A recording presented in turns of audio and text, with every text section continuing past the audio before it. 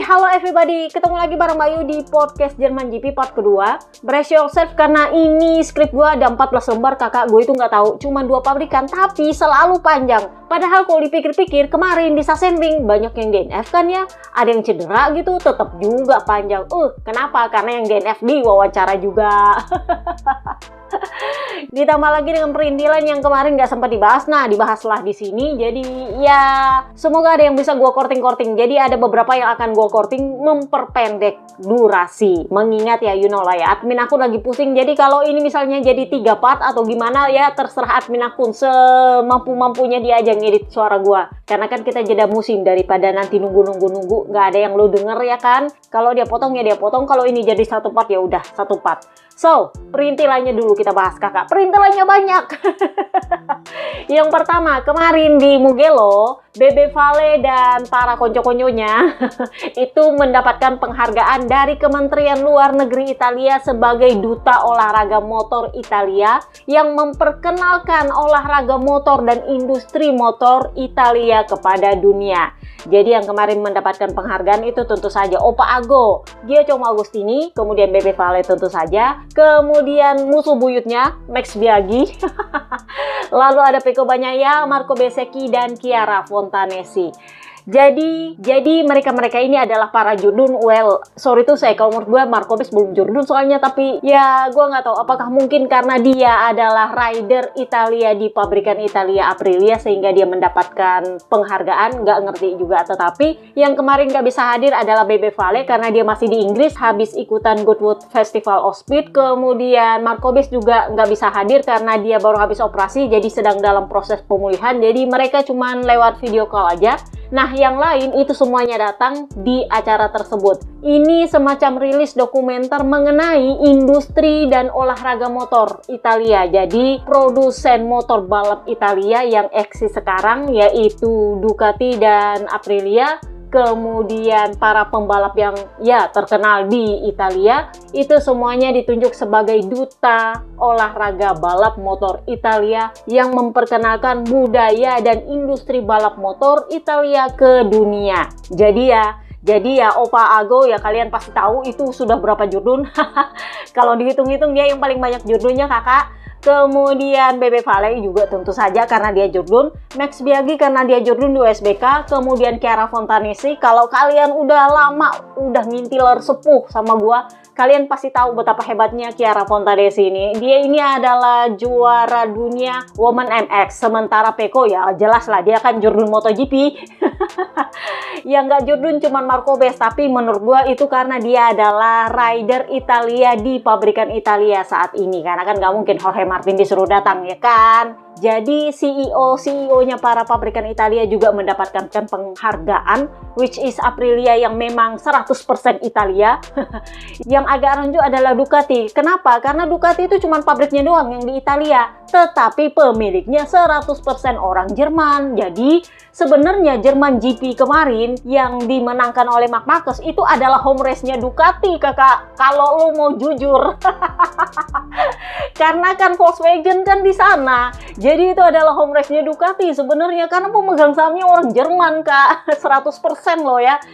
Orang Jerman kak, 100% loh ya. Jadi ya sebenarnya agak rancu, tapi ya udahlah ya. Mungkin karena memang pabriknya atau ya asal usulnya memang dari Italia. Oke, taruhlah begitu. Tetapi kalau kalian lihat dari foto-fotonya, kalian bisa lihat Aprilia itu menghadirkan motornya Marco Bezzecchi plus motor Aprilianya Bebe Vale. Karena dia kemarin sempat balapan bareng Aprilia. Sementara Ducati ya pakai motornya si Pecco. Yang agak aneh, yang agak nyempil buat gue adalah semuanya yang hadir di situ rapi kak, pakai jas, pakai dasi, pantofel. Chiara doang yang pakai training. Mana training tulisannya polisi lagi. Jadi ya memang sekarang statusnya adalah pembalap yang mewakili polisi Italia. Jadi statusnya sebenarnya polisinya Italia. Kalau kalian ngintil gue dari zamannya Petrus masih di MotoGP, Petrus sendiri juga polisi sebenarnya. Jadi dia itu semacam representasi kepolisiannya Italia untuk balapan. Ya kalau di Indonesia semacam kayak Bayangkara gitu kali ya. Boh, kurang lebihnya kayak gitulah ya. Tapi ini balap motor, jadi Kiara kalian bisa lihat dia pakai trainingnya polisi. Meskipun menurut gua kalau memang resmi kayak gitu kenapa nggak pakai seragam polisi aja, tapi mboh lah ya. Mungkin karena dia bukan polisi resmi, mungkin gua nggak tahu.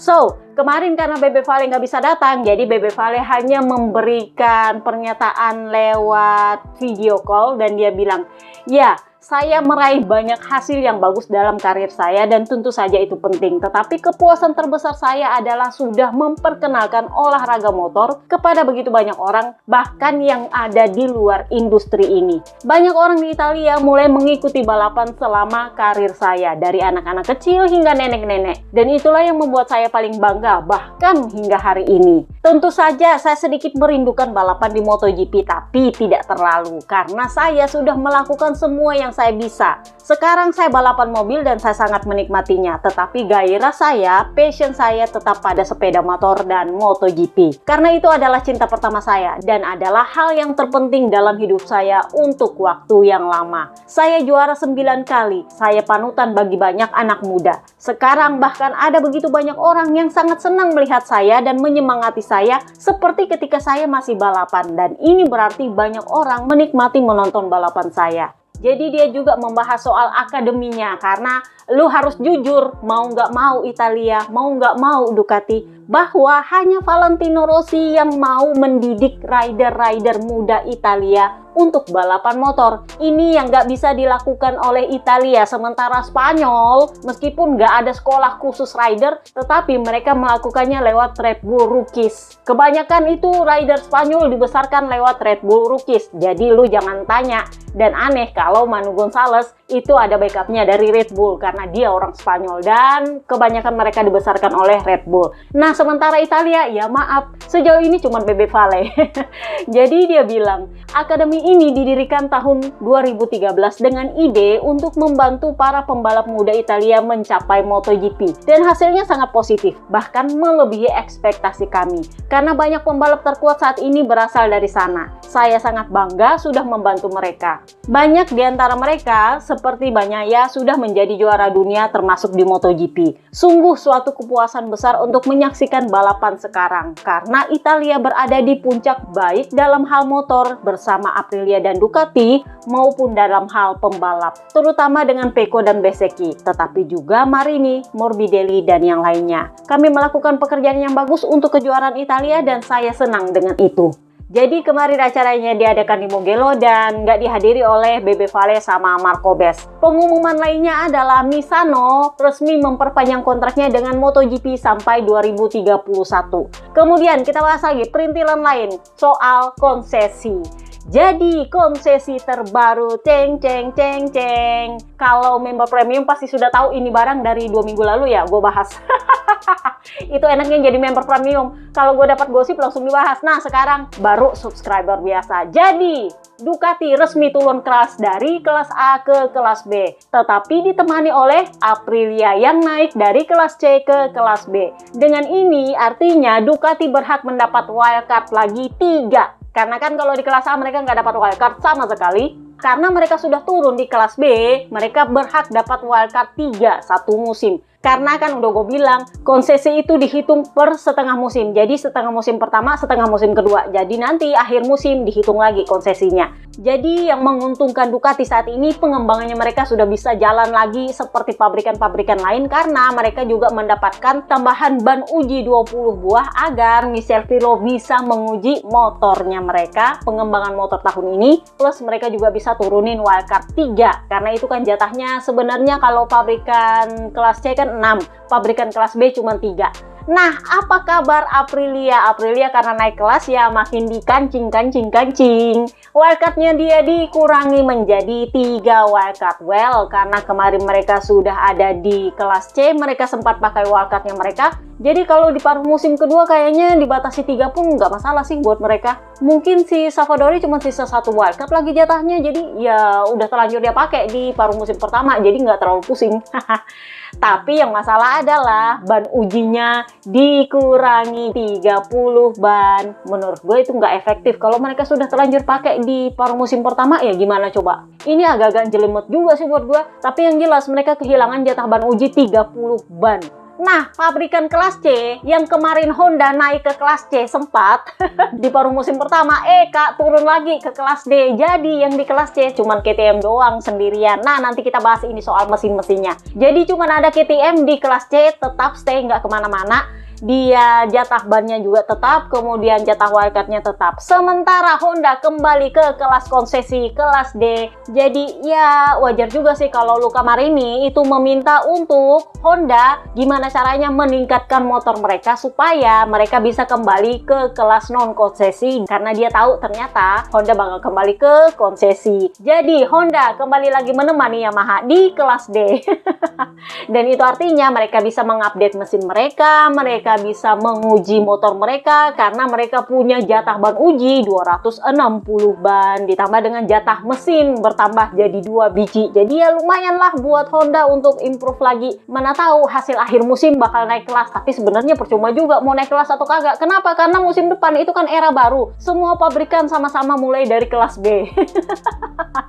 Jadi aturan konsesi karena mesin baru tahun depan berlaku 850 cc plus ban Pirelli, semuanya masuk di kelas B semua mulai dari nol. Jadi ya percuma juga mau naik atau turun di akhir musim. Jadi yang serba salah sebenarnya adalah KTM karena ini bukan pabrikan yang bagus juga bukan pabrikan yang jelek. Mereka stay di kelas C, mereka nggak bisa masuk di konsesi, tetapi di saat yang sama mereka nggak bisa improve juga seperti Aprilia. Yang menjadi masalah adalah mesin mangkrak mereka. Kan dari Barcelona ya, atau mulai dari Mugello yang gue bilang ini kayaknya perlu diinvestigasi deh ini mangkrak. Kenapa? Karena kalau dibiarkan terus itu bisa membahayakan rider lain di track. Ya lu kan nggak tahu kalau dia mangkrak kapan lagi. Ya syukur-syukur kalau dia kasusnya sama seperti Pedro Acosta yang masih bisa kembali ke pedok. Nah yang jadi masalah adalah kalau kejadiannya seperti yang di Barcelona. Nah ini seperti biasa, makan malam MotoGP digelar setelah balapan Sachsenring antara MSMA kakak. Nah KTM meminta untuk bongkar mesin.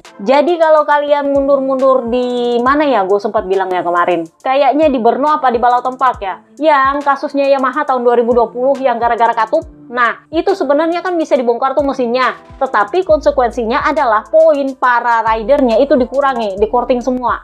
Nah, ini yang diminta sama KTM ke MSMA. Bisa nggak kita bongkar mesinnya, terus kita perbaiki supaya di paruh musim kedua kita bisa lagi balapan dengan aman, tanpa menurunkan kelas konsesi. Karena kan kalau kelas konsesi itu bisa dibongkar-bongkar mesinnya, suka-suka dia.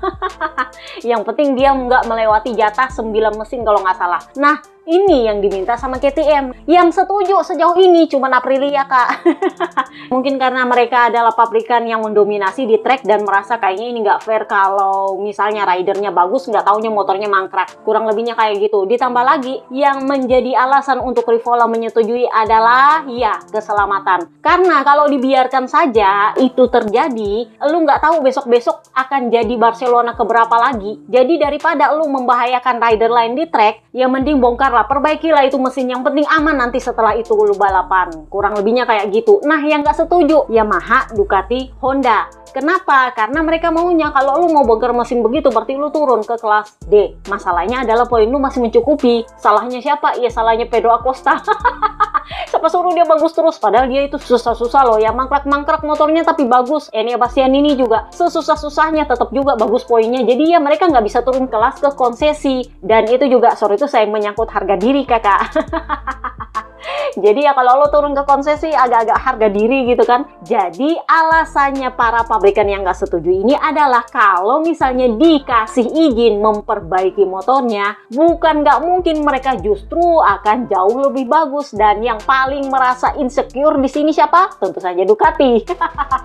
Kenapa? Karena Acosta itu adalah tukang battle kan. Dia motornya mangkrak gitu aja masih bisa battle sama Marc Marquez, apalagi kalau motornya bagus. Ngerti? Jadi ya yang paling insecure di sini adalah Ducati. Sementara ya Honda sama Yamaha karena kan mereka adalah pabrikan konsesi ya suka-suka lu lah. Tapi menurutnya mereka juga itu nggak adil. Kalau lu bisa bongkar-bongkar mesin begitu ya lu turun derajat lah ke konsesi, enak aja. Tetapi alasan utamanya katanya karena KTM sampai sekarang nggak tahu apa yang salah dengan mesinnya. Jadi Pit Bearer itu bilang, iya kami sudah tarik semua itu mesin-mesinnya mangkrak kemarin, udah dibawa ke Austria. Masalahnya adalah sampai sekarang masih belum ketahuan yang salah yang mana. Tapi karena ini sudah jeda musim kakak, kami membutuhkan persetujuan sekarang supaya kami bisa kerja selama jeda musim, supaya pas nanti Silverstone kita sudah siap. Nah masalahnya pabrikan juga bilang, oh ya nggak bisa kayak gitu. Kalau lu nggak tahu dengan jelas apa yang salah, ya mana tahu lu rubah semua isinya itu mesin. Ya bener juga sih.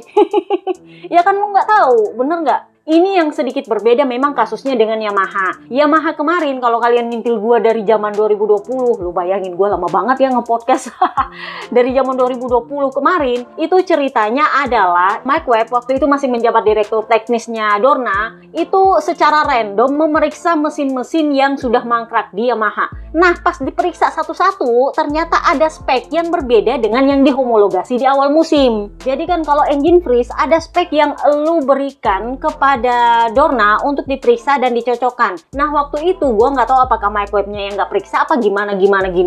Ternyata setelah 2/3 musim ada mesin mangkrak yang diperiksa, ternyata katupnya beda dengan spek yang diberikan di awal musim. Nah itu karena itu yang salah hanya di beberapa mesin yang katupnya beda, itu yang di-courting. Jadi selama mesin itu dipakai balapan itu yang di-courting poinnya. Ngerti maksud gue? Jadi udah clear yang salah di mana. Karena katanya sih beda supplier kalau nggak salah, dan ada ya sebenarnya size-nya aja sih yang sedikit beda dikit banget, tapi itu karena suppliernya katanya. Suppliernya yang beda, nggak tahu lah gimana. Tetapi intinya mereka sudah tahu masalahnya apa dan apa yang diganti. Nah masalahnya adalah KTM meminta untuk bongkar mesinnya itu dengan konsekuensi potong poin sebenarnya. Tetapi masalahnya adalah mereka nggak tahu apa yang salah. Jadi maunya Pit Bearer, tolong kasih kami izin duluan supaya kami bongkar duluan. Nanti kalau sudah selesai pas balapan di Silverstone baru kami kasih tahu apa yang salah. Ya nggak bisa kayak gitu katanya para pabrikan lain, terutama Ducati. Jadi ya menurut mereka nggak bisa lu dapat kayak gitu tanpa lu turun konsesi, kurang lebihnya begitu. Sementara Aprilia pengennya yang penting semuanya aman kalau balapan. Ingat, Aprilia, papi peri Rivola itu adalah orangnya Liberty Media. Jadi karena ini nggak disetujui secara bulat lagi oleh MSMA, hanya ada satu solusi, Dorna kembali turun tangan bikin aturan. Itu kalau bisa. Ini kasusnya sama seperti aturan tes untuk rider cedera tahun lalu ketika Aprilia bela-belain untuk Jorge Martin, yang habis itu ternyata Jorge Martin minta putus kontrak. Jadi waktu itu Ducati adalah pabrikan yang lagi-lagi paling menentang. Nah sama seperti KTM kali ini, Ducati adalah pabrikan yang paling menentang, bilang aja takut. Nah kemarin juga sempat dibahas soal kebijakan satu motor. Nah ini kan udah gue bilang, kemarin kan sempat ditanya ke para rider nggak ada yang setuju. Karena menurut mereka kalau crash itu kan artinya mereka harus nunggu motor bagus dulu, itu kan nggak efektif menurutnya mereka. Jadi kemarin dibahaslah itu. Dari 5 pabrikan, 1 yang menolak. Siapa? KTM. Karena menurutnya KTM itu penting untuk sponsorship dan oke, tujuannya mereka adalah untuk mengurangi biaya. Tapi KTM bilang, semiskin-miskinnya kami yang kami hampir bangkrut ini, kami tetap ingin ada 2 motor di track. Kenapa? Karena ini satu untuk kepentingan rider, yang kedua juga untuk kepentingan sponsor. Kalau motor nggak keluar ya percuma, ridernya mubasir ya sponsornya mubasir. Ditambah lagi kalau kalian bilang ini motor kedua masih mau dirakit lagi, kan double kerja jadinya kru gua. Jadinya lu harus bayar lembur, mana lagi lu mau berlakukan jam malam di pedok, kan jadinya kacau balau, nggak efektif dan nggak ada gunanya. Lu mau pakai satu motor tapi lu mau adakan jam malam untuk pedok, ya terus gimana mau dikerja besok paginya? Nggak keburu. Terutama karena di KTM ini yang paling menentang adalah Gunther Steiner, padahal dia itu cuma bos satelit loh ya. Dia titip sama Pit Bearer bilang saya nggak mau. Ya nggak mau, ya udah. Akhirnya katanya sih karena semuanya nggak setuju, terutama rider juga nggak setuju, ya udah. Katanya nggak bakal jadi satu motor, katanya bakal turun 2 motor aja. Mungkin akan direview setelah tahun 2027, 2028 mau pakai satu motor ya dilihat, tetapi intinya 2027 kayaknya mereka akan tetap turun dengan 2 motor. Nah, ngomongin Gunter Steiner, kita ngomonginlah Maverick Vinales. Nah, Vinales ini kemarin somehow merasa terus terang dia merasa down, terutama setelah dia DNF. Jadi pernyataannya yang di part pertama itu adalah pernyataan resmi di The Brief. Sementara pernyataannya di luar The Brief itu agak-agak mengasihkan sih menurut gue. Karena kan dia retired kemarin gara-gara bahunya. Jadi dia bilang dokter yang mengoperasi saya mengatakan saya akan pulih 100% di Indonesia, tetapi tidak langsung. Jadi menurut saya, kalau saya baru pulih 100% di Indonesia itu kapan? Lama kakak, masih lama. Oktober ya, 2 atau 3 bulan lagi loh ya. Jadi dia bilang itu butuh setidaknya 6 bulan. Dan menurut saya itu nggak cocok. Gue juga bingung, ini dokternya gimana sih? Lu bayangin, dia itu cedera bahunya di Sachsenring tahun lalu. Sampai sekarang Sachsenring tahun ini kagak ada juga bener-bener itu bahu. Malah dibilang ya lu butuh lagi sampai Indonesia. Itu juga nggak langsung. Maksud gue, apakah ini malpraktik? Ini sama seperti kasus bahunya Marc Marquez yang menurut gue, meskipun Marc Marquez memuji-muji dokternya, menurut gue ada yang salah dengan dokternya. Karena dokternya kan yang bikin dia punya baut itu salah tempat dan segala macam. Jadi menurut gua, cedera berkepanjangannya Marc Marquez itu bukan salah Mandalikanya atau salah Marco Beznya, tetapi salah dokternya. Cederanya memang disebabkan oleh Mandalikanya, karena memang Marc Marquez sendiri bilang, saya cedera itu karena gravelnya Mandalika. Dia loh ya yang bilang. Karena kalau kesundul atau ketabrak atau kebentur atau ya senggolan sama rider lain, itu sebenarnya wajar karena dia juga crash dalam keadaan lambat. Maksudnya nggak high side. Yang jadi masalah adalah gravelnya. Ini kan yang bikin cedera Marco Bez juga. Jadi kemarin dia bilang, itu yang bikin masalah sampai orang patah-patah bahu itu gara-gara gravel.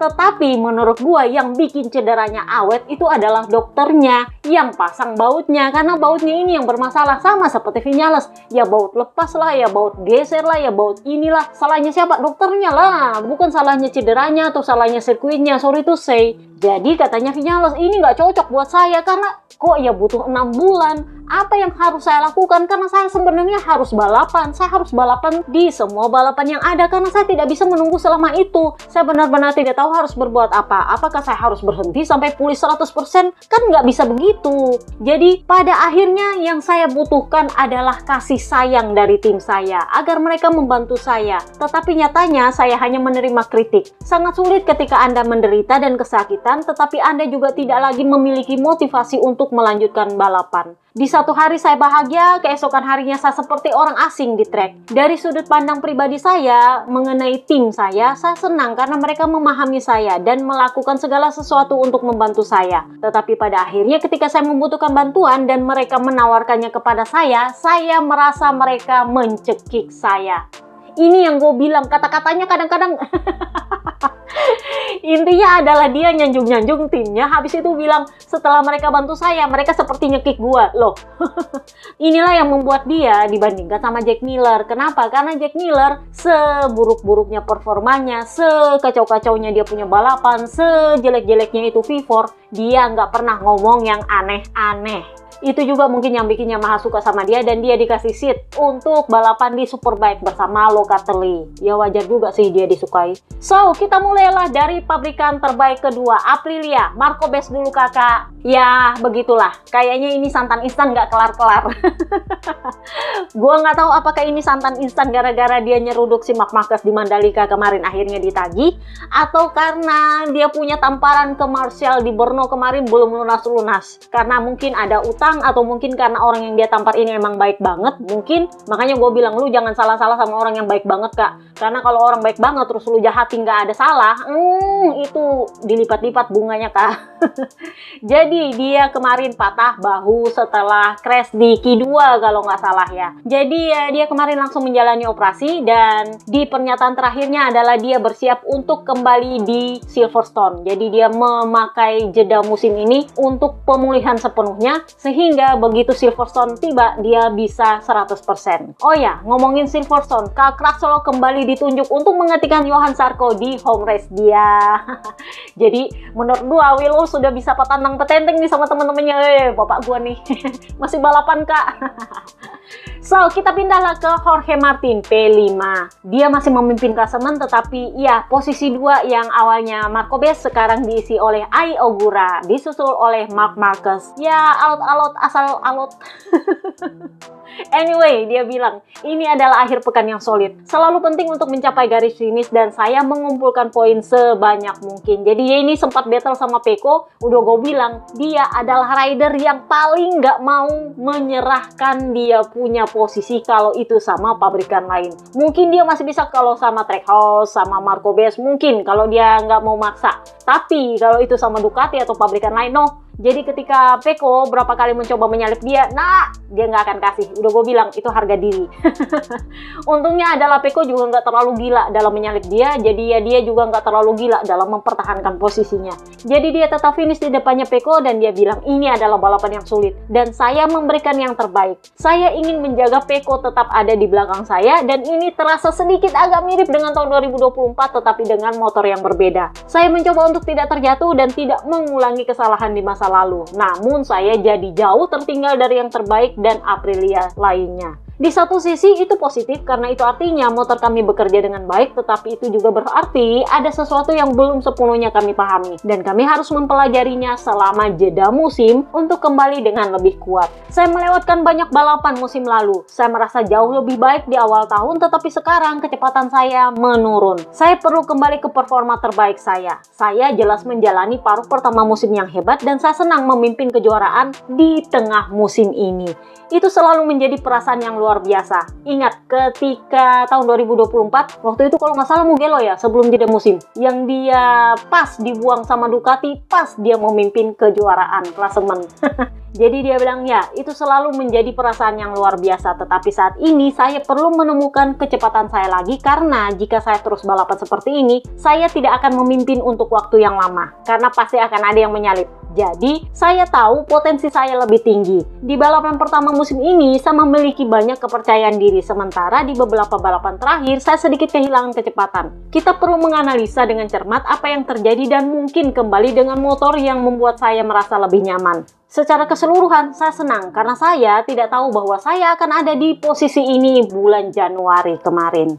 Jadi ditanya masalah lu apa selama balapan. Jadi dia bilang sejak lap pertama saya mencoba mengatur ban. Ban depan memang sedikit lebih baik tetapi ban belakang cepat sekali aus. Saya tidak punya grip. Saya rasa saya kompetitif di 12 lap pertama tetapi kemudian ban mulai aus. Begitulah yang terjadi. Kita perlu memahami alasannya. Saya bahkan tidak merasa lelah. Saya bisa melakukan balapan 30 lap lagi karena saya tidak memaksakan diri. Saya hanya melakukan apa yang mungkin motor saya lakukan. Jadi saya rasa motor ini cukup berbeda dari yang saya gunakan di awal musim hingga di Lemang. Saya melihat para pembalap lain lebih stabil dengan setup motor mereka, maksudnya para Trackhouse. Kami terus mencoba menyesuaikan motor saya dengan berbagai track dan mungkin itu bukan cara yang tepat untuk dilakukan dengan Aprilia. Kami akan bekerja keras musim panas ini untuk mencari solusinya. Nah, ditanyalah dia, lu kayaknya penurunannya justru sejak Balaton Park, karena kan di Mugello lu hure-hure tuh sama Marco Bez. Nah, sejak itu di Balaton Park kalian amburadul. Ya kalau gue pikir-pikir, ya bener juga sejak Balaton Park Marco Bez itu nggak pernah finish. Ya kalau bukan kena ban, ya crash, ya cedera, ya segala-gala lah ya. Sementara Jorge Martin somehow gue merasa kayak dia kehilangan motivasi. Somehow, gue nggak tahu apakah itu gara-gara nggak ada Marco Bez di track atau bagaimana. Karena kan dia selalu bilang Marco Bez itu menjadi motivasi tambahan dia untuk tolak ukurnya dia. Seolah-olah kalau Marco Bez bagus, dia tahu bahwa dia juga bisa bagus. Bahkan bisa lebih bagus dari Marco Bez. Nah masalahnya kalau Marco Bez nggak ada, dia kayak nggak ada tolak ukur lagi. Jadi bahkan ketika Marco Bez nggak ada, ya kalau dia finish-finishnya di belakang, belum lagi dia sempat dapat DLLP kemarin kan. Jadi dia bilang setelah kecelakaan di Hungaria, saya sedikit kehilangan kepercayaan diri. Mungkin karena ditegur sama Rivola, boh. Tetapi dia bilang hari ini agak berbeda. Kami perlu mempush hingga batas kemampuan lebih jauh karena saya kehilangan kendali di bagian depan motor. Kita perlu mengusahakan hal itu dan juga gaya berkendara saya. Tantangannya adalah mengalahkan pembalap terbaik dalam sejarah, Marc Marquez. Dan bagi saya adalah hal yang memang sudah fantastis untuk bisa bertarung dengannya. Saya akan memberikan 100% untuk meningkatkan kemampuan saya dan jika saya bisa bertarung dengannya hingga akhir, maksudnya untuk bertarung gelar, itu akan luar biasa. Kita lihat saja nanti, saat ini levelnya lebih tinggi dari saya. Jadi akan menarik untuk melihat apa yang terjadi di paruh kedua musim karena semuanya masih terbuka lebar. Mungkin saya unggul lebih karena kesalahan orang lain daripada hasil saya sendiri, tetapi saya memimpin dan saya harus mempertahankannya. Jadi kalau kalian pikir-pikir kemarin apa yang terjadi dengan Marc Marquez ini unggul banyak di sirkuit kiri. Balaton Park adalah ketika para Aprilia tumbang dan itu adalah sirkuit kiri. Dia mendominasi dua balapan, sprint race dan balapan minggu. Sama seperti Sassenting. Jadi dia mendominasi ketika Marco Bes dan Martin itu nggak bisa ngapa-ngapain. Jadi setelah gue pikir-pikir, Marc Marquez itu berhasil mengejar posisinya, berhasil comeback di klasemen itu ketika nggak ada Marco Bes sama sekali di track. Ya dia crash lah, kena ban lah, kena inilah, kena itulah. Ketika itu Marc Marquez berkuasa. Yang jadi pertanyaan gue adalah kalau Marco Bes bisa finish di balapan hari Minggu, dia akan finish di mananya Marc Marquez. Tetapi harus di sirkuit yang bukan dominasinya Marc Marquez. Lu jangan tanya Sassenting itu memang daerahnya Marc Marquez, sorry to say. Satu-satunya dia nggak suka sama Sassenting adalah ketika dia memberikan jari tengah ke motor Hondanya. Itu lebih karena motornya bukan gara-gara Sassentingnya. So, kita pindahlah ke track house. Ini para podium nih, double podium. Hure-hure preview. Ai Ogura P2 di balapan, P2 juga di klasemen. Artinya secara resmi dia menjadi kandidat Jurdun. Jadi dia bilang, ya hari ini kami tampil lebih baik dari yang diharapkan. Kami bisa merasa puas terutama hari ini. Saya tidak yakin dengan ban belakang medium, tetapi ternyata berfungsi dengan baik dan saya mampu mempertahankan posisi. Ya, tentu saja ini tidak ada hubungannya dengan Marc, tetapi finish kedua di belakangnya membuat saya senang. Mengingat ini adalah sirkuitnya Marc Marquez. Jadi strateginya lu seperti biasa, jadi Pac-Man. Jadi dia bilang, ya di lap-lap awal, saya fokus untuk menghemat ban. Saya melihat yang lain kesulitan dan saya rasa saya memiliki feeling yang baik di bagian depan motor. Saya rasa kami berhasil mengatasi situasi dan melakukan overtake dengan baik. Nah, ditanyalah dia, ini kan lu cuman ketinggalan 14 poin nih dari pemimpin klasemen, dari Jorge Martin. Lu sebenarnya secara resmi menjadi kandidat Jurdun. Jadi dia bilang, sebenarnya bahkan ketika saya finish di posisi terakhir pun, saya tetap akan merasakan tekanannya. Saya hanya akan melakukan bagian saya dan kita lihat apa yang akan terjadi di balapan selanjutnya. Tetapi kalau kalian bertanya bagaimana saya menilai paruh pertama musim ini, 10 of 10, 10 dari 10. Jadi ditanyalah, lu berarti bakal liburan nih, rencana lu apa? Jadi dia bilang, oh ya seperti biasa saya akan tetap motoran. Ingat dia ini kalau nggak salah bekas kepala krunya apa siapa ya yang bilang, dia itu paling nggak pernah ke gym.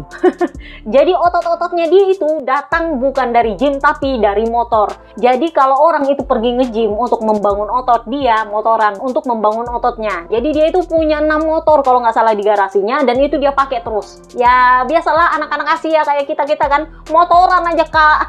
Ngapain nge-gym mahal, mending kita motoran. Nah kayak gitu Ai Ogura. Jadi dia bilang, ya seperti biasa saya akan terus mengendarai motor saya. Mungkin pergi memancing tetapi tujuannya adalah untuk siap menghadapi paruh kedua musim ini. So kita pindahlah ke Raul Fernandez. P3 ini harus ikhlas disalip sama Ai Ogura. Jadi gue nggak tahu narasinya media Spanyol dan ABR soal Ai Ogura. Waktu menyalip memang kalian sempat lihat si Raul Fernandez ketika dia disalip oleh Ai Ogura sempat berusaha untuk menutup line kan. Sementara Ai Ogura tahu bahwa Raul Fernandez akan menutup line. Jadi Ai Ogura kayak geleng-geleng sedikit seolah bilang lu jangan kayak gitu karena kalau lu nutup line kita bisa jatuh sama-sama. Mungkin gitu maksudnya. Jadi dia geleng-geleng lalu masuk ke tikungan karena memang dia udah duluan masuk ke tikungan karena dia menyalip Raul Fernandez itu tepat di trek lurus. Tetapi yang cukup unik menurut gue adalah dia punya keluhan. Jadi kalau dia ngeluh soal kesehatannya justru dia bagus. Masih ingat kemarin dia ngeluh soal usus buntunya lah, soal empamnya lah, soal ininya lah, soal itunya lah.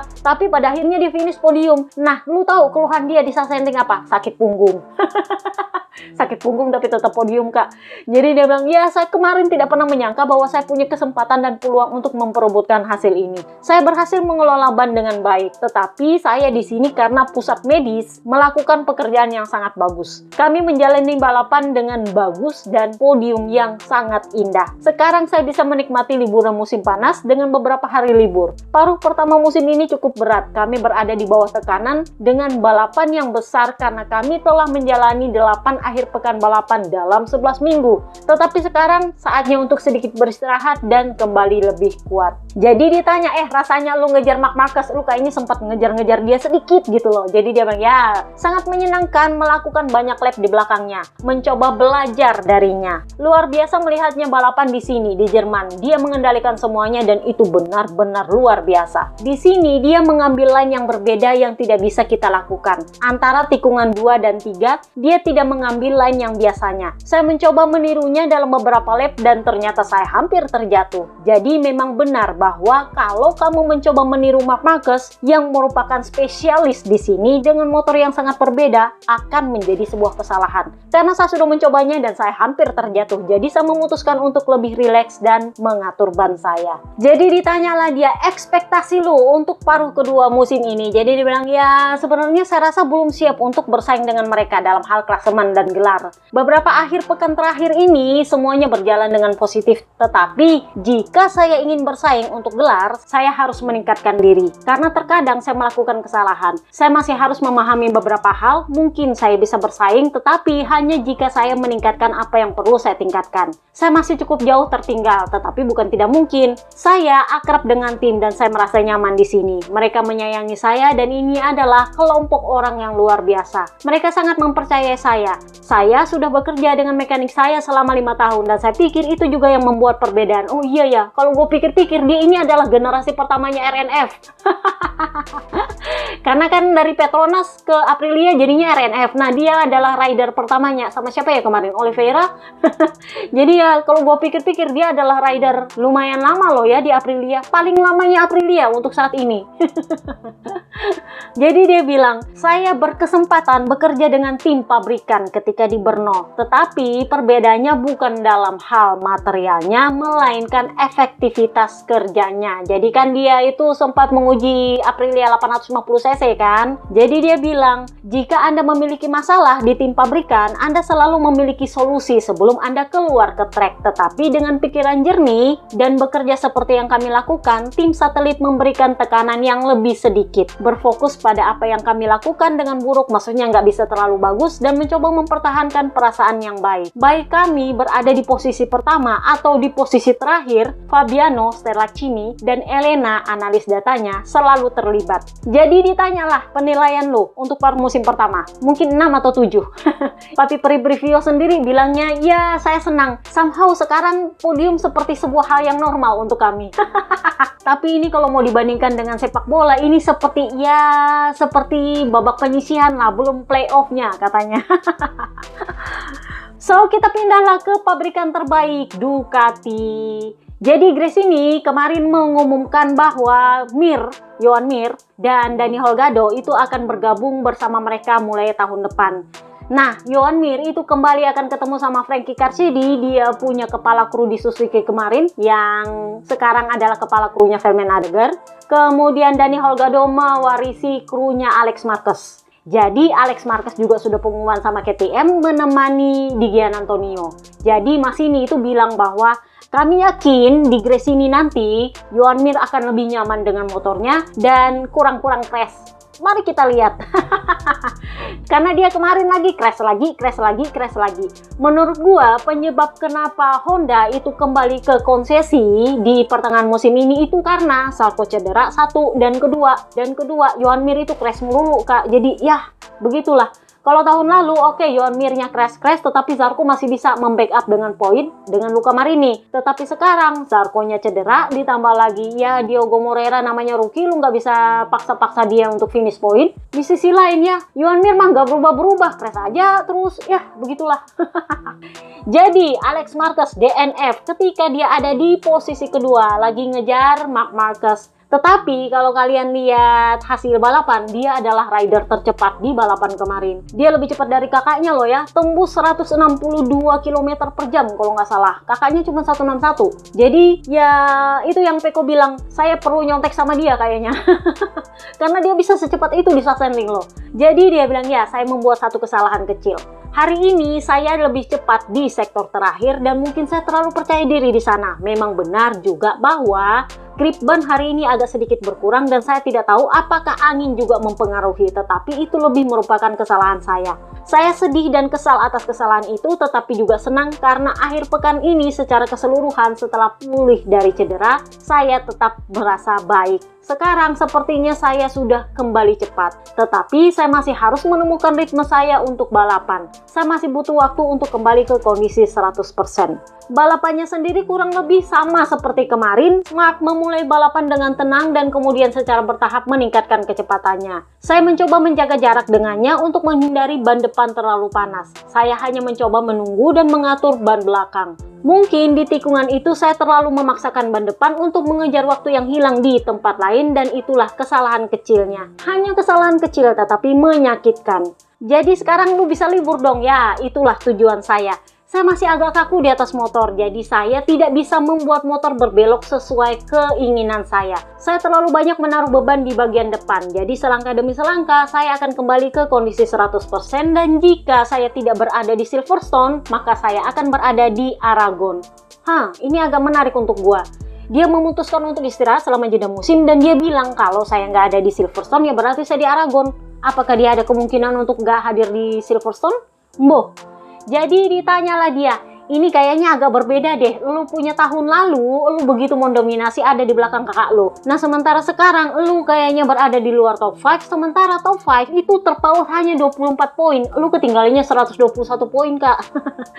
Jadi dia bilang, ya saya rasa untuk saat ini, di top 5 klasemen belum ada yang berhasil konsisten. Selalu berada di depan setiap akhir pekan. Sepertinya semuanya sedikit lebih terbuka tahun ini karena para pembalap melakukan lebih banyak kesalahan. Saya rasa satu-satunya yang benar-benar konsisten adalah Bezzecchi di awal musim. Tetapi sayangnya dia cedera dan kurang beruntung di beberapa balapan terakhir. Akan menarik untuk melihat siapa yang bisa mempertahankan konsistensi itu setelah jeda musim panas, karena itu akan membuahkan hasil. Oh ya, kalau gue pikir-pikir ya benar juga ya.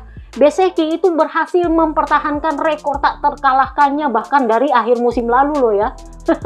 Itu baru terpatahkan di Jerez kalau nggak salah setelah Alex Marquez menang.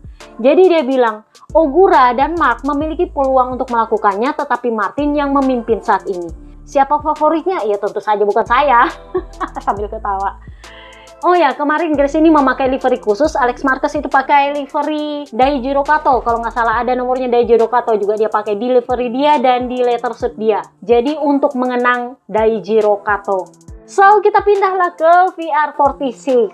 Franco Morbidelli dulu kakak. P13, dia kena penalti 3 grid lagi. Gara-gara, ya kalau kemarin dia menghalangi Enea Bastianini, kali ini dia menghalangi Acosta.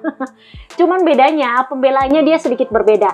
Kalau ketika Enea Bastianini dia mengaku salah karena waktu itu dia akan mau masuk ke pit. Nah sementara ketika dia menghalangi Acosta, tau nggak dia bilang apa? Itu kan saya juga lagi fast lap, bukannya saya sengaja ada menghalangi dia, tapi gue juga lagi fast lap dan masalahnya motor gue lebih lambat. Ingat, dia pakai motor GP25-1 itu. Jadi karena Fernand Adegar sesama pemakai motor Desmo GP25-1 itu absen, jadilah Morbidelli satu-satunya Ducati yang memakai Desmo GP25-1. Itu juga sebenarnya motor dia nggak lebih update daripada Fernand Adegar. Fernand Adegar itu pakai frame 2026, sementara dia standar kakak, standar, nggak dapat apa-apa. Meskipun si Vermaelen itu dapat frame 2026, dia tetap komplain loh ya. Ya apalagi Morbidelli, lu tahu nggak? Jadi Morbidelli finish P13 setelah kena penalti 3 posisi. Jadi dia bilang, saya memulai balapan dengan baik, tetapi kemudian saya kehilangan beberapa posisi. Dan kecepatan saya sama sekali tidak bagus. Saya tidak bisa cepat di bagian atau di area manapun di lintasan ini. Saya sama sekali tidak bisa tampil maksimal. Ini adalah situasi yang menyedihkan, tetapi itulah kenyataannya. Liburan musim panas datang tepat pada waktunya. Karena waktu di sprint race dia bilang, mungkin kalian akan mengira bahwa gue lupa caranya mengendarai motor. Saking nggak bagusnya itu motor. Jadi dia bilang, Liburan musim panas datang tepat pada waktunya. Saya akan mencoba mengumpulkan kembali diri saya, fokus dan memulai paruh musim kedua dengan pikiran yang lebih jernih. Saya akan mencoba mengubah semua yang perlu saya ubah agar bisa beradaptasi dengan Ducati ini, karena kita bisa melihat bahwa Ducati mampu tampil dengan baik. Mark, Alex, kami juga melihat bahwa dia bisa tampil di level tertinggi. Jadi kemampuan motor ini sudah jelas. Saya perlu memahami bagaimana saya bisa membuka potensi dari paket motor ini.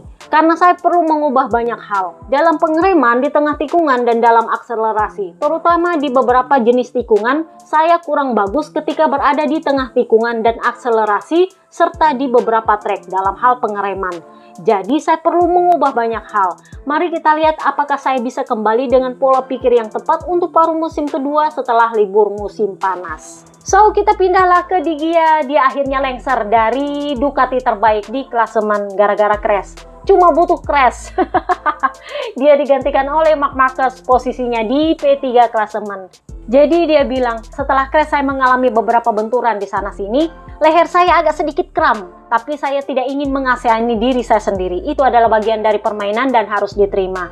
Sekarang, selama jeda, saya akan fokus pada kesehatan fisik saya, karena memang ini harus terjadi, dan setidaknya saya punya waktu untuk pulih.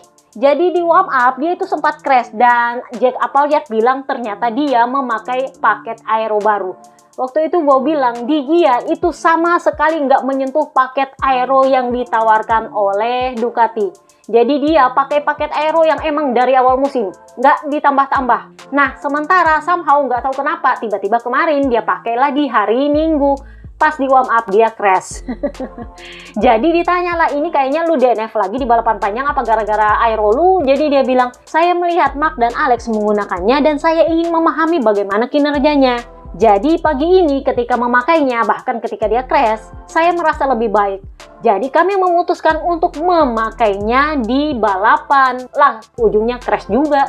Jadi ditanyalah, berarti lu punya crash ini apakah gara-gara aeronya atau ada yang lain? Karena lu kayaknya crash tiap pakai ini aero, jadi dia bilang pagi ini saya mencoba line yang berbeda. Dan sampai saat itu semuanya berjalan dengan sangat baik. Pada saat itu saya berhasil melakukan lap yang lebih baik. Tetapi dengan setup aerodinamis ini, kami menemukan sesuatu yang kami tidak ketahui. Saya benar-benar berada di batas kemampuan ban belakang dan saya kehilangan kendali. Tetapi saya rasa hasil balapan ini, maksudnya ketika crash, itu tidak berkaitan dengan crash di pagi hari. Tentu saja tidak pernah menyenangkan menghancurkan motor saat warm up. Meskipun saya melaju sangat cepat, tetapi saya rasa itu juga tidak terlalu berdampak dengan apa yang terjadi setelahnya. Maksudnya ketika dia crash di balapan panjang. Kami sudah memiliki motor yang sangat bagus kemarin, maksudnya di sprint race.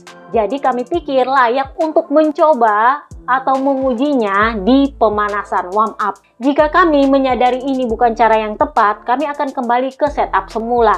Lagi pula kami juga tahu bahwa motor dengan kaliber podium seperti ini kami tidak perlu terlalu khawatir. Karena secara keseluruhan menurut saya paket motor ini sangat kompetitif. Buktinya kan dia hanya tertinggal 24 poin dari pemimpin klasemen. Jadi dia bilang, tentu saja kami menjalani musim yang fantastis. Banyak podium di balapan sprint dan balapan panjang. Dan banyak hasil yang luar biasa karena dia sempat menang di Barcelona. Yang terpenting adalah kami selalu cepat. Saya tidak melakukan prestasi yang ya kalau bisa dibilang tertentu, terisolasi. Kami kompetitif dimanapun kami berada. Jadi saya bisa melihat gambaran yang lebih besar dan saya pikir kami menjalani musim yang sangat hebat. Kami hanya tertinggal 24 poin dari pemimpin klasemen. Ini adalah kejuaraan yang sangat saya nikmati. Saya bersenang-senang setiap akhir pekan dan dalam beberapa balapan terakhir, saya mendapati diri saya berpikir ini adalah musim yang luar biasa. Dan ada suasana yang hebat di garasi saya. Sayang sekali karena saya tahu kami bisa meraih hasil yang bagus hari ini. Tetapi saya tidak bisa menunjukkan potensi kami. Klasemen menjadi sedikit berubah, kami kehilangan beberapa posisi, tetapi pada akhirnya poinnya masih ada. Beberapa balapan lalu setelah Mugello, kami ketinggalan 40 poin dari pemimpin klasemen. Sekarang kami jauh lebih dekat, jadi saya melihatnya lebih positif daripada negatif. Hari ini hanyalah kesalahan pertama saya tahun ini. Jadi ditanyalah soal Trackhouse, jadi dia bilang, oh ya mereka memang kuat sejak awal musim. Dan yang terpenting, Ai Ogura menjalani kejuaraan yang luar biasa. Sayang sekali hari ini kopling tidak berfungsi sebagaimana mestinya di awal balapan, jadi kami terlalu sering wheelie. Jadi dia itu ketika start sempat wheelie. Namun saya tidak ingin mengambil resiko di lap pertama. Mungkin saya juga terlalu banyak ruang untuk Raul. Tetapi saya ingin menyesuaikan diri, memahami bagaimana perasaan saya secara fisik di atas motor, kemudian mulai membangun balapannya. Sayangnya saya tidak punya cukup waktu karena sudah crash. Pertama-tama saya meminta maaf kepada tim saya, karena ketika Anda menghancurkan sebuah motor, terutama setelah semua pekerjaan yang mereka lakukan untuk membangun kembali motor itu antara warm up dengan balapan, wajar kalau Anda merasa sedikit menyesalinya. Saya memberi mereka lebih banyak pekerjaan dan saya benar-benar menyesal. Kemudian saya juga berterima kasih kepada mereka karena kami sudah menjalani paruh pertama musim yang gila. Hari ini berjalan dengan buruk, tetapi sampai sekarang kami sudah memiliki begitu banyak hari yang luar biasa. Saya sangat berterima kasih kepada mereka dan memberi selamat kepada mereka. Jadi ditanya, penilaian lu untuk paruh pertama musim? Jadi dia bilang, ya saya cuma bisa kasih 7,5. Tetapi di sekolah saya tidak pernah berpikir dari 1 sampai 10. Jadi saya pikir 7,5 itu ya hampir sama bagusnya dengan 10 lah. Jadi ya nggak masalah. Sambil ketawa. Mungkin saya akan memberi diri saya sendiri nilai 10 di akhir musim. Jadi ya kita akan mencobanya. Mana tahu bisa ya kan? Masih banyak area yang bisa saya tingkatkan. Jadi saya memilih satu saja yang sulit untuk diperbaiki, yaitu kita perlu meningkatkan start. Meskipun sejak mereka melepaskan ride height device, start sudah menjadi lebih baik, tetapi perlu ditingkatkan. Jadi ditanyalah dia, rencana lo untuk liburan musim panas? Dia bilang, ya sejujurnya saya tidak berpikir untuk liburan. Kami akan berlibur di akhir tahun, tetapi untuk jeda ini saya memikirkan pemulihan fisik karena dia punya jari masih tetap pemulihan, dan saya ingin latihan dan persiapan untuk paruh kedua musim. Masih banyak race yang harus diikuti. Kita pindahlah ke tim Ducati pabrikan. Pecco Bagnaia P6. Dia ini di sprint race kemarin karena itu pertama kalinya grid baru diterapkan. Dia sampai punya ide untuk melakukan 2 kali kualifikasi untuk 2 kali balapan. Jadi karena gridnya itu jauh ke belakang, kan waktu itu si Franco Morbidelli belum diturunkan gridnya. Jadi dia berada di belakangnya Franco Morbidelli itu jauh banget kakak. Jadi dia bilang, itu yang di depan itu luar biasa jauhnya. Jadi sebenarnya memang startnya aman, tetapi jadinya sulit untuk menyalip, sulit untuk bermanuver, terutama sasen ring kecil. Jadi dia bilang, kan kasihan dengan kondisi grid seperti itu, pembalap yang ada di belakang banget, terutama yang baris 4 ke 5 itu, aduh susah banget mau ada harapan untuk bisa finish di top 10. Jadi idenya dia adalah 2 kali kualifikasi untuk 2 balapan. Kualifikasi sprint race lain, kualifikasi untuk balapan panjang lain. Nah, idenya ini sendiri juga somehow Dorna nggak terlalu suka sih. Kenapa? Karena menurut mereka ya itu artinya makin ribet ngatur jadwalnya. Karena sesi praktis aja udah dihambur-hambur kayak gitu, warm up udah di korting-korting.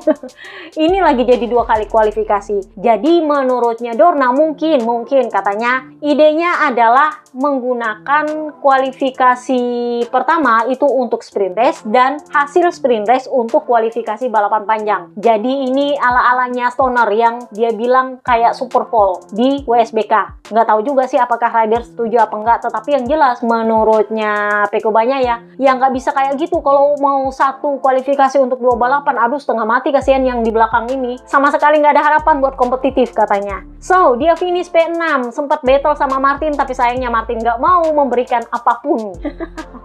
Jadi dia bilang, sebagai pembalap selalu menyenangkan ketika Anda berada dalam battle. Terkadang Anda harus mengesampingkan posisi, tetapi itu menyenangkan. Saya melihat Martin sedikit kesulitan dengan bagian depan motornya, sementara saya kesulitan dengan bagian belakang motor. Jadi kami sedikit saling mengimbangi dalam hal catatan waktu lap, dan pada 1 lap saya mencoba untuk menyalipnya di tikungan 11 di mana dia lebih cepat dari saya. Tetapi saya tidak bisa cukup dekat. Itu sulit. Saya harus mengambil resiko terlalu besar untuk bisa menyalipnya. Sayang sekali. Saya tidak bisa menemukan ruang dan untuk melakukannya saya harus mengambil resiko membuat kami terjatuh. jatuh. Itu bukanlah ide yang bagus. Saya sudah belajar di masa lalu bahwa untuk menyelesaikan balapan selalu merupakan ide yang lebih baik. Jadi tidak apa-apa dengan hasil seperti ini. Nah, ditanyalah dia dengan battle-nya. Menurut lu, apakah memang battle ini sangat penting di posisi-posisi tertentu? Karena kan dia bilang kadang-kadang kita harus mengesampingkan posisi. Jadi dia bilang sebenarnya perbedaannya itu lebih terasa antara posisi kedua dan pertama, serta posisi keempat dan ketiga. Dalam kasus kedua, manuver menyalip bisa membuat Anda berada di podium, sedangkan dalam kasus pertama Anda bisa menang. Jadi Anda harus mengambil resiko. Lebih baik melakukannya untuk hasil yang seperti itu. Tetapi hari ini meskipun saya bersaing untuk salah satu posisi tersebut, akan sulit membayangkan bisa menyalip.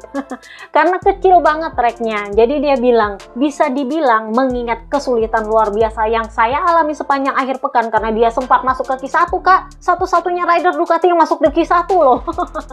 Posisi ke-7 dan ke-6 adalah hasil yang bagus bagi saya. Kita harus mengambil sisi positifnya, meskipun sedikit. Saya rasa kami sedikit lebih baik dalam hal keausan ban dibandingkan kemarin, tetapi saya masih memiliki masalah yang sama seperti balapan pertama, tidak punya grip di ban belakang. Saya tidak bisa menggunakannya untuk membelokkan motor dan berakselerasi. Alex Marquez adalah satu-satunya pembalap Ducati yang memiliki masalah yang sama dengan saya sebelum Jerez, tetapi kemudian dia dan tim Gresini berhasil menyelesaikannya.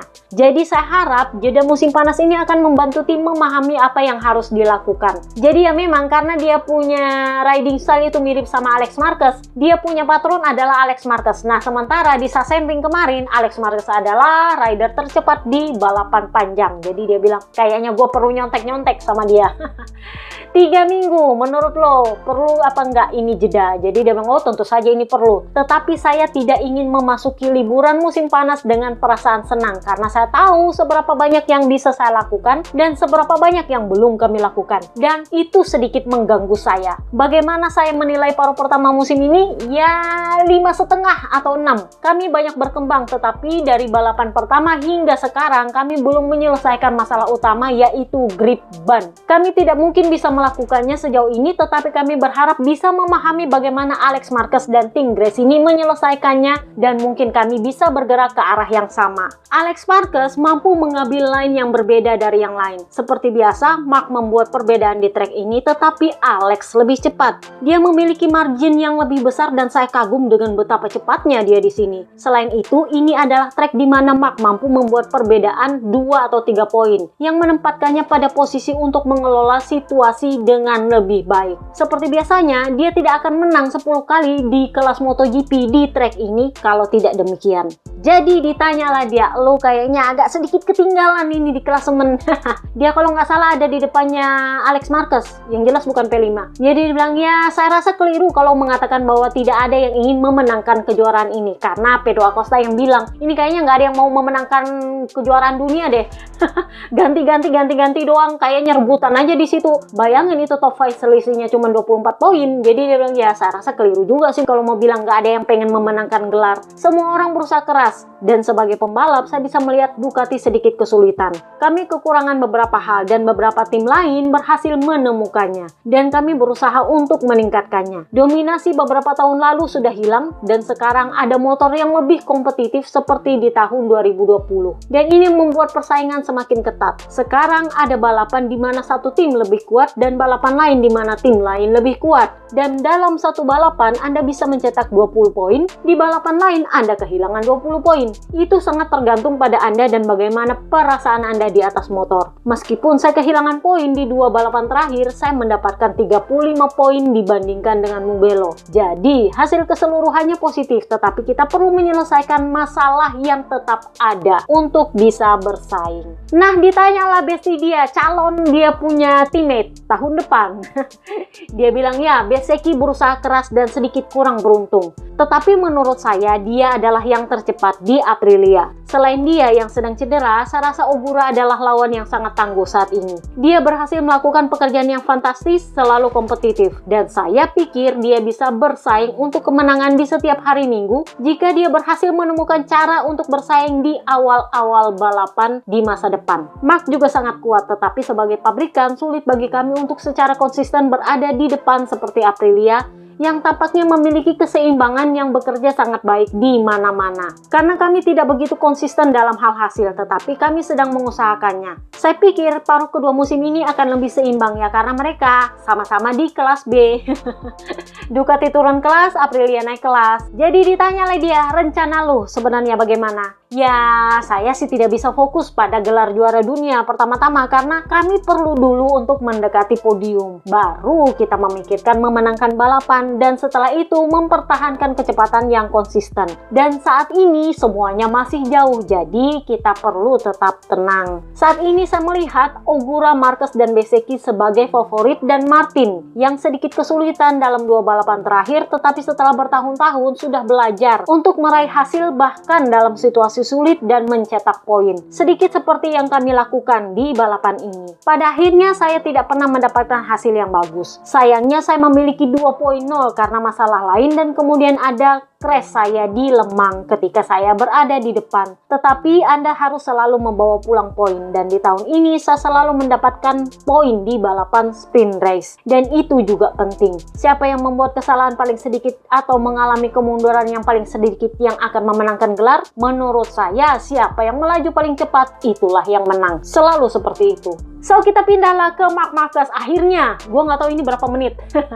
Marc Marquez, kemenangan ke-10 untuk kelas MotoGP di Sachsenring. Total-totalnya dengan kelas Moto3 dan Moto2 13 kemenangan. Jadi kemarin dia dapat cincin dari promotornya Sachsenring. Yang di konferensi pers si Raul Fernandez bilang, lu dilamar, kenapa nggak bilang iya? Karena kan itu cincinnya dibuka tuh sama promotornya Sachsenring. Dikasihlah sama Marc Marquez, jadi dibilang, lu dilamar, kenapa lu nggak bilang iya? Raul. Jadi, Marc Marquez dia bilang, kemarin di sprint race itu lebih sulit karena Alex dan Di Giannantonio juga cepat. Saya juga tidak ingin 100% senang karena saya sebenarnya ingin melihat Alex di podium setelah cederanya, karena dia pantas mendapatkannya. Tetapi dia akan memiliki kesempatan lainnya untuk melakukannya di masa depan. Jadi ditanyalah dia, kemarin kan lu bilang lu nggak mikir soal gelar.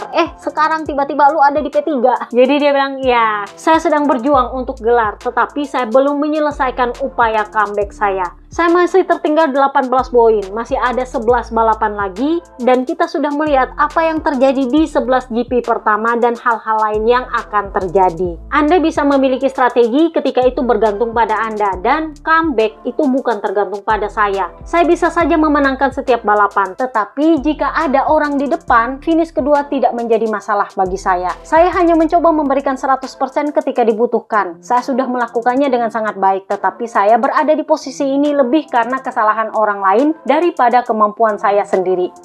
Dia akhirnya mengakuinya. Kenapa? Karena ya udah gue bilang, dia itu bagus-bagusnya ketika Marquez jelek-jeleknya. Sorry to say, ABR itu kenyataannya. Jadi dia bilang, saya hampir tidak melakukan sesuatu yang istimewa. Saya hanya melakukan yang biasanya saya lakukan. Dia mendominasi di Sachsenring dan dia melakukannya. Makanya dia bilang, kalau saya sampai kalah di Sachsenring itu baru jadi berita. Saya akan mencoba untuk meningkatkan kondisi lengan saya selama liburan musim panas. Saya tidak tahu apakah saya bisa melakukannya, tetapi saya akan bekerja keras untuk mengaktifkan otot-otot yang masih belum aktif. Jika saya bisa melakukannya, maka saya bisa berjuang untuk kejuaraan, untuk gelar. Jika tidak, saya akan mencari tahu apa yang bisa saya lakukan di setiap akhir pekan. Saya akan menghadapi liburan musim panas dengan penuh cinta dan kebahagiaan. Sambil ketawa. Saya akan mencoba beristirahat secara mental, tetapi secara fisik saya harus tetap bekerja. Saya tidak bisa berlatih setiap hari seperti dulu, maksudnya ke gym, tetapi saya butuh lebih banyak waktu untuk kembali ke level normal. Anda tidak bisa membayangkan betapa stresnya saya di awal musim. Saya juga tidak mengerti apa yang terjadi. Saya terjatuh tanpa tahu alasannya apa. Mustahil untuk balapan dengan intensitas seperti itu di Balaton atau di Brno. Di sini saya bisa balapan dengan lebih sedikit rasa stres karena dia merasa nyaman kan di Sachsenring. Jadi ditanyalah dia, rahasia lu bisa sampai 10 kali menang di Sachsenring. Jadi dia bilang, kayaknya tiap tahun lu nanya itu terus sama gue deh. Dia bilang saya nggak tahu. Itu alami bagi saya. Pada balapan sebelumnya, saya memperhatikan perbedaan yang lebih kecil di antara tikungan kanan dan tikungan kiri. Sekarang perbedaannya meningkat seperti di masa lalu. Jadi sekarang saya harus meningkatkan performa di tikungan kanan. Entah kenapa saya berkendara dengan lancar, tetapi terkadang jika Anda memaksakan diri, Anda malah lebih lambat. Ketika semua orang menekan Anda akan menemukan sesuatu yang tidak Anda duga. Tetapi hari ini saya berhasil mengendalikannya. Di lap-lap terakhir, saya tidak perlu mengambil resiko lebih banyak lagi. Karena waktu itu Ayo Ogura dia tahu ngejar. Jadi ditanyalah dia, menurut lo apa yang paling membuat lo punya peluang untuk memenangkan gelar? Apakah konsistensi? Jadi dibilang kami semua sangat cepat. Aprilia sudah meningkatkan levelnya. Alex dan Digia juga sangat cepat. Bahkan Peko pun cepat di sirkuit-sirkuit tertentu. Levelnya terus meningkat, tetapi ini berarti mengambil lebih banyak resiko. Dan konsistensi juga sangat penting. Bagi saya, aspek positifnya adalah di awal musim, karena saya sedikit gugup, saya sering terjatuh tanpa peringatan. Sementara sekarang, kondisi fisik saya menghambat saya di beberapa area. Saya mencoba membuat kesalahan di hari Jumat, mulai berkendara dengan insting dan mulai memahami di mana batasnya. Sementara di beberapa sirkuit lain, saya hanya mencoba bermain bertahan seperti yang terjadi di Assen. Nah, yang cukup menarik adalah Marc Marquez ini sempat mengomentari soal apa yang terjadi pada Marco Bez. Karena kan, ya ABR itu sampai bilang, oh dia itu kena karma. Nah, ditanyalah sama dia, fans lu bilang si Marco Bez kena karma. Menurut lo? Jadi dia bilang, menurut saya sih itu bukan karma begini. Dia itu cedera bukan gara-gara karma. Dia cedera gara-gara gravel. Saya juga kemarin cedera di Mandalika gara-gara gravel. Jadi gravelnya itu nggak rata sama trek. Sehingga kalau lo gelundung-gelundung di situ, ketahan lah lo punya bahu, akhirnya lo patah bahu. Jadi nggak ada hubungannya dengan karma. Seingat-ingat gua 2015 lalu banyak yang bilang gua kena karma. Faktanya gua berhasil mengoleksi 5 Jordan setelah itu. Jadi logikanya karma itu nggak pernah ada, dan kalau memang itu ada, ya welcome, karena itu artinya bagus. Gua dapat 5 Jordan setelah itu, Kak. Jadi dia bilang karma itu nggak ada, it does not exist. Dan kalaupun ada, ya itu artinya bagus, karena waktu 2015 gue dikata-katain soal karma, nggak taunya gue dapat Jordan 5 kali, Kak, habis itu. Ya, tapi habis itu kan cedera panjang, Kak. Jadi ya mari kita lihat apakah dia nantangin karma ini dianggap sama langit atau enggak. Karena kan urusannya santan instan itu urusannya langit. Jadi kalau dihitung ya dihitung, kalau enggak ya diutangin atau dibungain, ya terserah langit. Kita lihat aja nanti jawabannya langit apa. So itu aja podcast kita kali ini. Gua nggak tahu ini pendek atau panjang, tapi kayaknya pendek. See you next time, guys. Jangan lupa kita nggak akan ada podcast suka-suka ya. Jadi para member premium siap-siap aja kalau gua bilang gua nyolong, ya gua nyolong. See you next time, guys. Bye bye.